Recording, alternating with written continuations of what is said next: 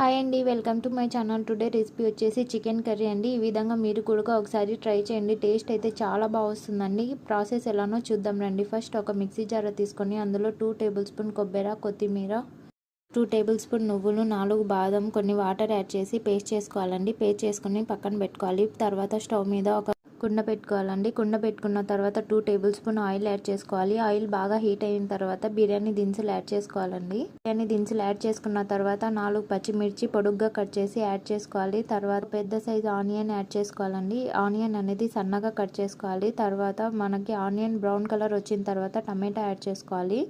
టమాటా బాగా మగ్గిన తర్వాత కొద్దిగా అల్లం వెల్లుల్లి పేస్ట్, సాల్ట్ యాడ్ చేసుకోవాలండి. తర్వాత మనం వాష్ చేసి పెట్టుకున్న చికెన్ యాడ్ చేసుకోవాలి. యాడ్ చేసుకొని బాగా మిక్స్ చేసుకోవాలండి. బాగా మిక్స్ చేసుకున్న తర్వాత కొద్దిగా పసుపు, పెరుగు యాడ్ చేసుకొని బాగా మిక్స్ చేసుకోవాలండి. మిక్స్ చేసుకున్న తర్వాత 1 టేబుల్ స్పూన్ నెయ్యి యాడ్ చేసుకోవాలండి. తర్వాత 1 స్పూన్ జీలకర్ర పొడి, 1 spoon garam masala, 1 spoon chicken masala, కొద్దిగా కారం పొడి, మనం ముందుగా మిక్సీకి వేసుకున్న పేస్ట్, కొన్ని వాటర్ యాడ్ చేసుకొని బాగా మగ్గనిచ్చుకోవాలండి. చికెన్ బాగా సాఫ్ట్గా ఉడికిన తర్వాత వాటర్ అన్ని ఎగిరిపోయిన తర్వాత లాస్ట్లో కొద్దిమీర, నిమ్మకాయ యాడ్ చేసుకొని స్టవ్ ఆఫ్ చేసుకోవాలండి.